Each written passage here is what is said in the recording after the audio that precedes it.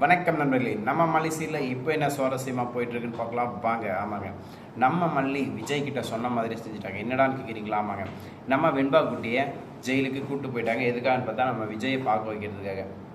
நம்ம விஜய் பார்க்க நம்ம பெரியம்மாவும் மல்லியும் போனப்போ நம்ம விஜய் சொல்லியிருக்காரு, வெண்பாவை இப்படி தான் நிஷா கூப்பிட்டு வந்தா, கடைசி வரையும் என் கண்ணிலே காமிக்கல, என்னை டென்ஷன் பண்ணி வெறுப்பேற்றிட்டு அனுப்பிச்சிட்டா, எனக்கு என்ன பண்ணுறதுனே தெரியல அப்படின்னு சொல்ல, நீங்கள் எதுக்கும் கவலைப்படாதீங்க, நான் எப்படியாவது வெண்பா குட்டியை உங்களை பார்க்க கூப்பிட்டு வரேன் அப்படின்னு ஒரு வாக்குறுதி கொடுத்தாங்க. அப்போது நம்ம விஜய் கேட்டார், எப்படி உன்னால் முடியும் மல்லின்னு கேட்க, என் தலையை அடமானம் வச்சாவது உங்களை பார்க்க நான் கூப்பிட்டுட்டறேன், அதுவும் நாளைக்கே கூப்பிட்டுட்டறேன் அப்படின்னு சொல்ல, ஏன் பிள்ளை ஏன் பித்து பிடிச்ச மாதிரி பேசுகிற, அதெல்லாம் நடக்காது, அமைதியாக இருந்துச்சு பெரியம்மா சொல்ல, நீங்கள் அமைதியாக இருங்க பெரியம்மா, நீங்கள் தைரியமாக இருங்க, நான் பண்ணுறேன் அப்படின்னு சொல்லிட்டு நம்ம மல்லி வாக்குறுதி கொடுத்துட்டு போகிறாங்க. ஆனால் நம்ம மல்லி நேரமோ என்னமோ தெரிலங்க, மல்லிக்கு அடிச்சது ஒரு ஜாக் பாட். என்னடா கேட்குறீங்களா? ஆமாங்க, நம்ம நிஷா ரூமில் மயங்கி போட்டுருந்தாங்க பார்த்தீங்களா, காலில் வரைக்கும் பார்க்கல. காரணம் கதிரேசம் போதை மட்டையாயிடுச்சு. காலில் எழுந்து பொண்ணை காணும் தேர்ந்து பார்த்தா ஸ்டோர் ரூமில் வேலைக்காரி போய் பார்த்து கண்டுபிடிச்சி அதுக்கப்புறம் அவளை ஹாஸ்பிட்டலுக்கு தூக்கிட்டு போகிறாங்க. இந்த டைமிங்கில் தாங்க நம்ம மல்லி ஸ்கெட்சு போடுறாங்க. ஆமாம், ஸ்கெட்சுன்னு அவங்களா போடல, ஆண்டவனா பார்த்து போட்டது. ஏன்னா வெண்பா குட்டி ஹாஸ்பிட்டலுக்கெல்லாம் கூப்பிட்டு போகிறாங்க இல்லையா, அங்கே போயிட்டு தனியாக இருக்காங்க. இந்த விஷயம் மல்லிக்கு தெரிஞ்சிச்சு. வீட்டுக்கு இப்படி தான் நிஷாட்ட கேட்கலான்னு சொல்லிட்டு வீட்டுக்கு வந்தால் அப்படி தான் உடம்பு சரி ஹாஸ்பிட்டலுக்கு போயிருக்காங்கன்னு சொல்ல, நம்ம மல்லியும் நேராக ஹாஸ்பிட்டலுக்கு வேலைக்காரி வச்சு கெட்டு போகிறாங்க. அங்கே போய் இப்போ தான் நிஷா ஹாஸ்பிட்டலில் உள்ளே இருக்கா, கதிரேசன் பார்த்துட்டு இருக்காங்க, வெண்பா குட்டி ஒரு பக்கம் இருக்கா.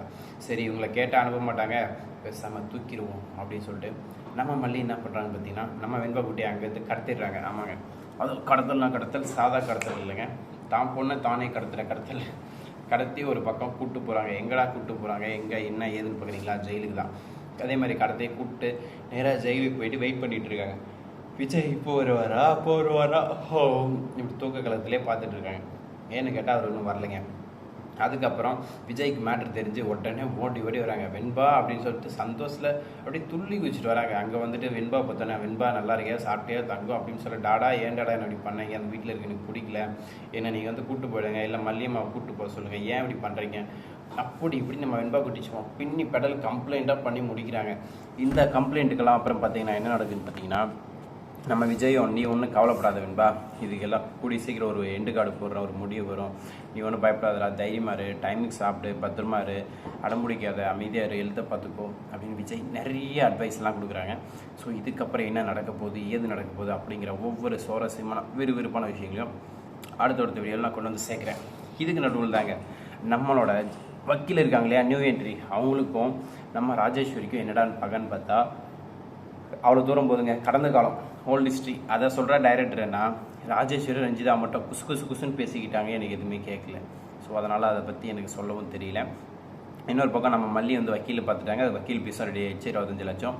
ஸோ இதுக்கப்புறம் என்ன பண்ண போகிறாங்க, விஜய் எப்படி வெளியெடுக்க போகிறாங்க அப்படிங்கிற அந்த சுவாரஸ்யமான விஷயங்களை அடுத்தடுத்த வீடியோவில் நான் அப்லோட் பண்ணுறேன். ஸோ என்னோடய வீடியோ பிடிச்சிருந்தா மறக்காமல் சப்ஸ்கிரைப், சப்போர்ட், லைக் பண்ணுங்கள். Thank you so much. Tata, see you, bye.